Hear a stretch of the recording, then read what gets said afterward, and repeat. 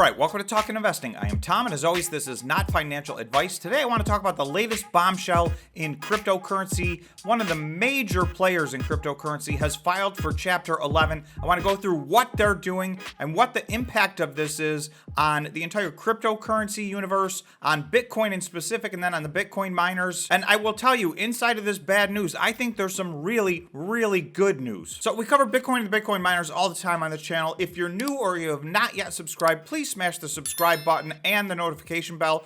Also, if you could smash the like button, I would appreciate it very much. It helps the channel out a lot. And lastly, if you want to become a member, you can join the channel by hitting the join button on the YouTube page right next to the subscribe button. If you don't see the join button, then there will be a link below in the description.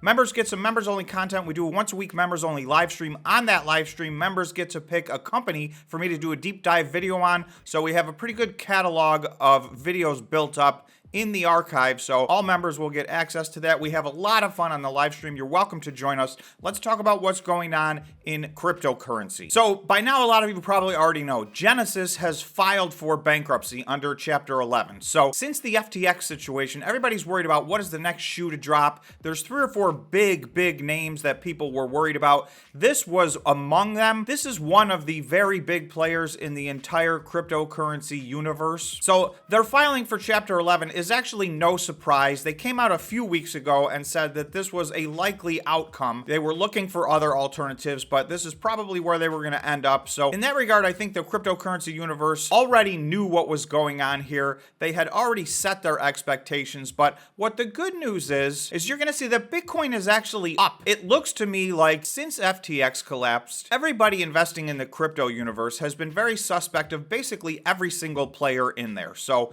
to some extent, this has all been priced in my opinion. And that's why you'll see today on what should have been disastrous news for a cryptocurrency, Bitcoin is up, Ethereum's up, and most of cryptocurrency is up. Okay, so this is an article from Barron's. I want to go to this. The headline to me is very confusing. I'm still not sure what they're trying to say. Crypto lender Genesis is filing for bankruptcy. It could be far worse for Bitcoin. The lending businesses of Genesis have filed for bankruptcy, making the institutional digital asset powerhouse the latest casualty in a year-long crash in cryptocurrency. So it is important to understand, Genesis is one of the key players in the crypto universe, and they're a key link to institutions. Genesis Holdco owes its top 50 creditors about $3.4 billion, according to its bankruptcy filing, including $53 million to a Van Eck fund for accredited investors. Van Eck is one of the few mainstream fund companies to have made a push into digital assets. So you would think that this is bad news because these are the types of entities we're looking to get into digital assets, cryptocurrency, Bitcoin, Ethereum, etc. And now here they go. They dip their toe in the water, and at the moment it looks like maybe they're getting burned. Now, I do think there's a resolution here. A lot of people might get most of their money back. It's too soon to tell on that one, but the problem was they were illiquid and they were forced to go into Chapter 11 in an effort to try to get people their money back. Okay, so I've highlighted this. Genesis has proposed a plan to exit Chapter 11 through the creation of a trust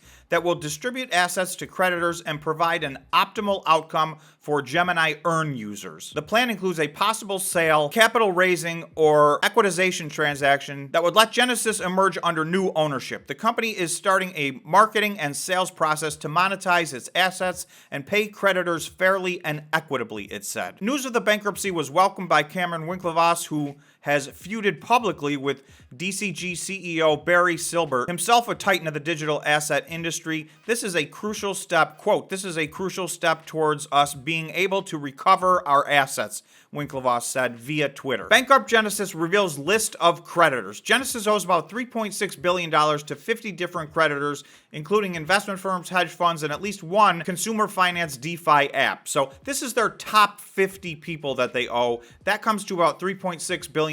Gemini takes the top spot with a disputed debt of roughly $765.9 million. So that is by far the biggest debt that they have. The second largest named creditor is Singapore-based entity called Marana Corp, which has an outstanding debt of around $151 million. The third largest named creditor is Moon Alpha Financing Services Limited, which trades under the name Babel Finance and is based in Hong Kong. The fourth position is filled by hedge fund Coincident Capital, with Genesis owing the Cayman Islands-based firm, around $112 million.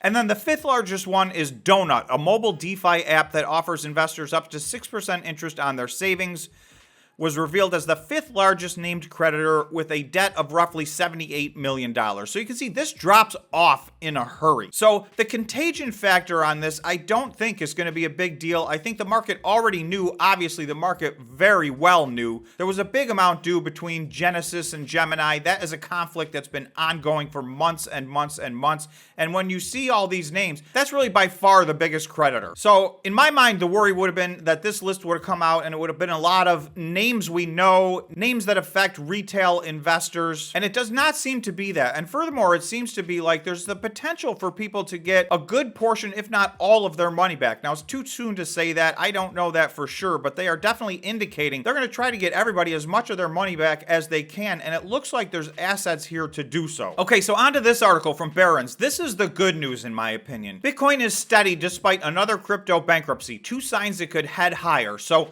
it is heading higher today. While this is not on the same scale as the FTX situation, this is a big deal, and this is one of the major crypto players. So unlike the FTX situation where the entire crypto universe pretty much collapsed, cryptos are actually going up today. Bitcoin's up today, Ethereum's up today. So let's just take a quick look. Two signs it could head higher. Okay, Bitcoin and other cryptocurrencies were steady Friday despite news that lender Genesis was filing for bankruptcy, the latest in a long line of crypto business failures. In fact, there are multiple signs that the traders remain bullish after a recent rally. The price of Bitcoin has risen 1% over the past 24 hours to just shy of 21,000, and as I'm talking, it's now over 21,000.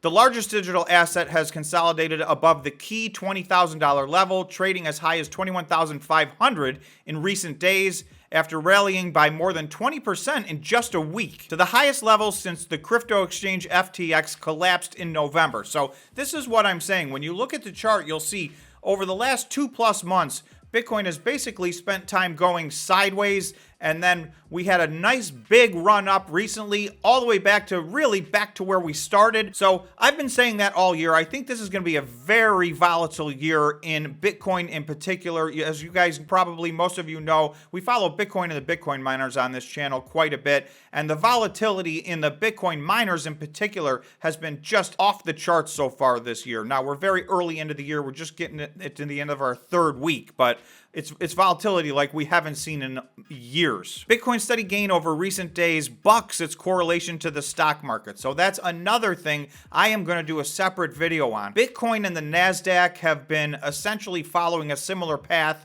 People believe there's a big correlation there. I have been saying for the whole entire time, I think that correlation is temporary. It doesn't make sense. I think it's going to break, and I do think we're starting to see that break right now. There's been a big difference between the NASDAQ and Bitcoin over the last month. Not even the news that lending arm of Genesis, which stands at the heart of institutional crypto activity, filed bankruptcy, has knocked confidence among traders. While prices eased slightly on Thursday as bankruptcy fears heightened, the reaction has been muted as investors continue to be optimistic that the digital assets have fared the worst of a brutal bear market. After a months-long crypto blizzard in the wake of FTX collapse, the crypto market has cautiously rallied to start 2023, analyst at crypto exchange Coinbase Global wrote in a note. It's difficult to say that this is a temporary reprieve or if crypto winter is beginning to thaw. Bitcoin rallied past 21,000, propelled by economic data and modest boost in investor confidence. So that's the other thing that I want to talk about is the investor confidence. I'm just going to skip down here. Okay, there are two key signs that crypto traders are bullish. The first is they are betting more money. The average trade size on a major exchange rose from $700 to $1,100 between January 8th and January 17th. Okay, that's not the one I'm so much worried about. The second is the dissipation of fear across the market. The crypto fear and greed index was up to 51 on Friday, which is today, from 45 on Thursday. Bitcoin had been floating between 20 and 30 on the fear and greed index, which is all in fear. Bitcoin's been in the fear portion of the fear and greed index for 10 straight months. 51 is neutral. So it is now popping out of that extremely extended period of time into fear and deep fear. It did get as low as 6 during that period. So to me, that's another indicator. I tend to agree with this article that Bitcoin and cryptocurrency in general has performed extremely well given the events that have unfolded really in the last 24 to 48 hours. I'll just leave you on the Bitcoin 15-minute time schedule. You'll see that Bitcoin continues to be on the rise. It's at $21,389. This is the 15-minute candles. So we've had, 5 of the last 6 candles have been green. So we've got some momentum going here. We'll see where the rest of the day takes us, and then we'll probably really see what's going on over the weekend. But to me, all early indications are that this was built in. This is what we hoped. This was the next piece of bad news, and the cryptocurrency market is not getting destroyed by it. So hopefully this will hold up and the rally will continue. So that's all I've got for now on the Genesis situation. Thanks so much for watching. Don't forget to hit the button below right here and you can subscribe to the channel. Also, you'll see some more of my content over here if you want to check out some more videos. Thank you guys so much for watching. We'll see you in the next video.